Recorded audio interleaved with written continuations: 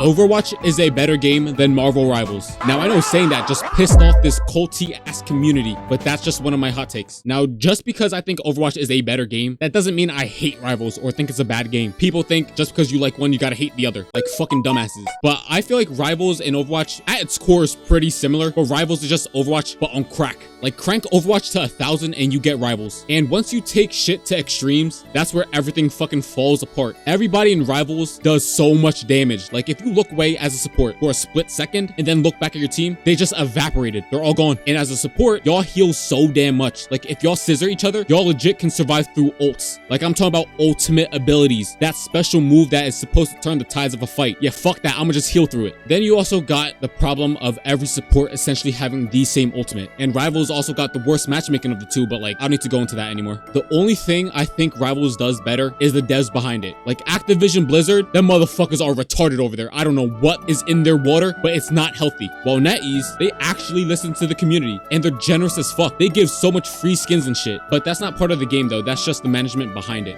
Like, these games are pretty similar and the problems that exist in one exist in the other as well. And even though I do prefer Overwatch as a game, we're grasping at straws here. It's like, would you rather get stabbed or shot in the head? Pick your poison. There shouldn't be a penalty for leaving quick play. Now, assuming that they're leaving because the team is trolling rather than just being bad, then I think it's fine to leave. Like, if the team is bad and nothing else to it, then you can make a counter argument because at least they're trying. But if they are trolling, like let's say 5 DPS or some shit like that, then they are actively ruining the experience of the person who leaves and they don't get punished. But when the person leaves and ruin the experience of the 5 other players, right, they get punished. So I don't think it's fair to punish one side and not the other when both of them are essentially doing the same shit. Like, it's quick play, so people should play whatever they want because there's nothing to lose. But you can make the same argument for the leaver as well, because who gives a fuck if they leave? There's nothing to lose. Like, if quick play isn't that serious in your eyes and you think anybody should play whatever they want, then I think it should go both ways as well. If it's not that serious, it doesn't matter if someone leaves as well, because just do whatever you want. It's quick play. Now, I know it's impossible to tell whether someone's trolling or just bad, but in a perfect world where the system is able to tell, I think it should be like that. But for ranked, right, there is something on the line now, and we need harsher punishments because putting somebody on timeout isn't doing anything. I'm gonna be honest with y'all. What they should do on God. Now, I don't know if this is a good idea or not because I don't run a fucking company, but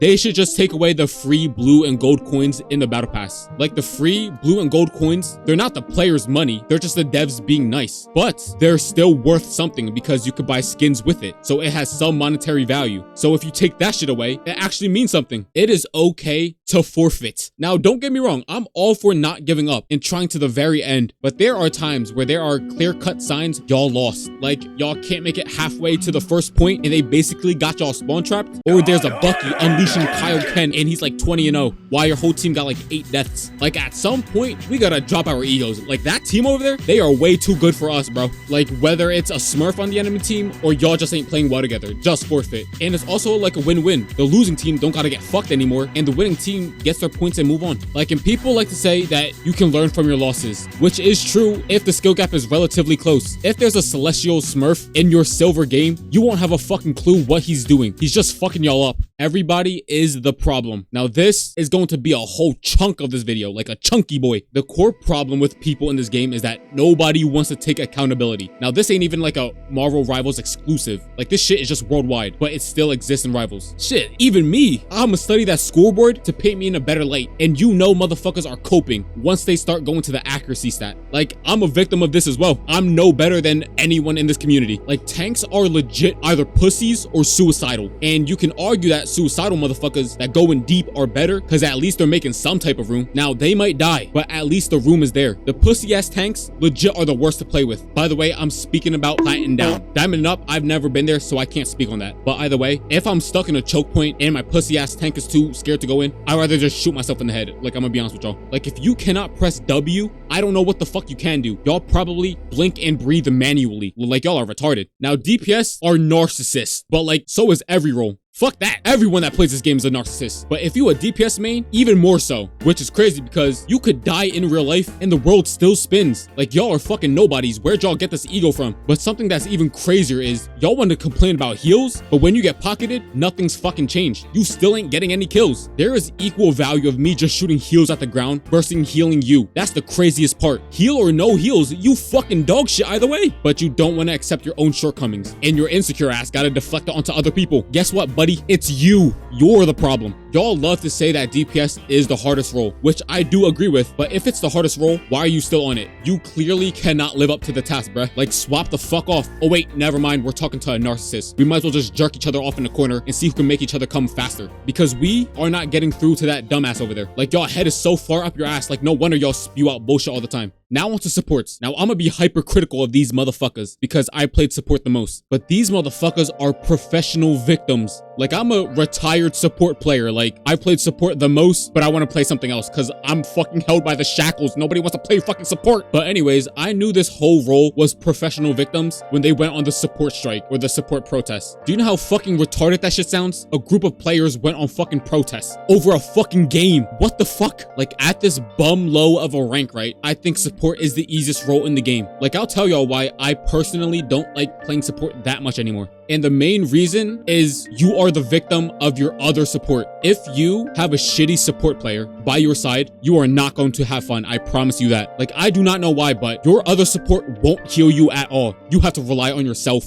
Like, give me a fucking crumb of heals, please. If I had a competent support next to my side, right, I don't mind playing support at all. But I feel like at these low-ass ranks, supports need the game to play out a specific way for them to be somewhat effective. Like, if the game somewhat deviates, they just, like, lose brain cells. Like, you need to hold their hands. You need to coddle them. You need to give them princess treatment, bro. Like, I recently played this game as tank, right? And I was playing like shite. But my support was complaining that they kept dying to dive. We had 3 supports at this point, by the way. Now, it could be a me issue, but either way, we lost the game. Now, keep in mind, I'm a retired support player, okay? Because I don't want to play support anymore, please. Like, and after that game, I went back to playing support because I wanted to see, was support genuinely that hard or was that guy ass? Like, did something change in the meantime? And for the next like 3 to 4 games, right, I MVP'd as Susan Storm and we won every single game. But for that guy, he lost 6 of his next 7 games. How the hell are you gonna let me steal your job, aka the fucking support role, and do an even better job than you at your own job? Like, you're just fucking ass. Like, diving these low ass ranks is a fucking skill issue. I feel like every support character has a way to deal with it. Like Invis, jump the fuck away, or place the shield around your teammate and dance around it. Jeff can go underground. Loki, he has lamps. Matter of fact, his whole kit is anti-dive. Like Adam, he has soul bond. Cloak and Dagger got the bubble. They can also right click as Cloak. Rocket could dash the fuck away. Or go triple support, because nothing fucking dies. At these low ass ranks, I had never had an issue with dive. Like, and as a Susan Storm main, I kind of do want them to dive me. Now obviously, the team should eventually peel for you. But if you cannot survive dive for like 5 to 10 seconds, especially with triple support, that is a you issue. Give me Susan Storm and another competent support that plays like Cloak and Dagger or some shit, and I feel invincible. Like, don't y'all worry about the dive. We got this. Especially if it's platin down. Diamond it up,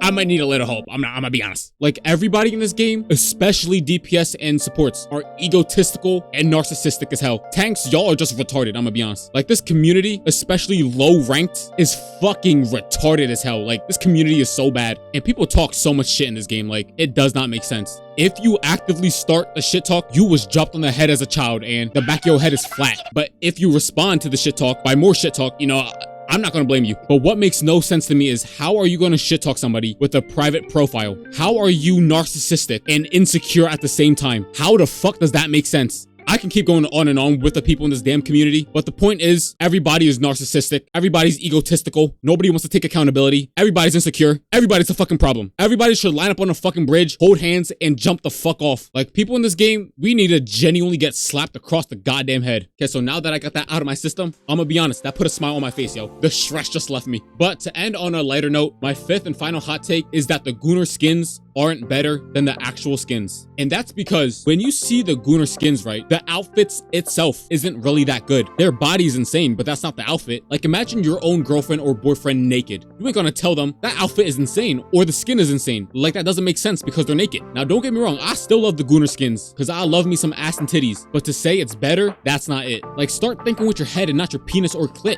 Like, I think every character that has a Gunnar skin has an even better skin besides Mantis. Like Susan Storm, her wedding skin is the best in my opinion. This Psylocke skin might be the best skin in the game. And here's a hot take within this hot take. Luna's Gunnar skin isn't that good. To me, it looks like someone ran out of cloth midway through and had to change materials. Like, it looks so scrappy. It looks like I dug it out of a trash can. Like, even Jeff looks better with clothes on. That motherfucker too cute. But anyways, those are a couple of my hot takes. And to be honest, I don't even know if they're hot, but yeah.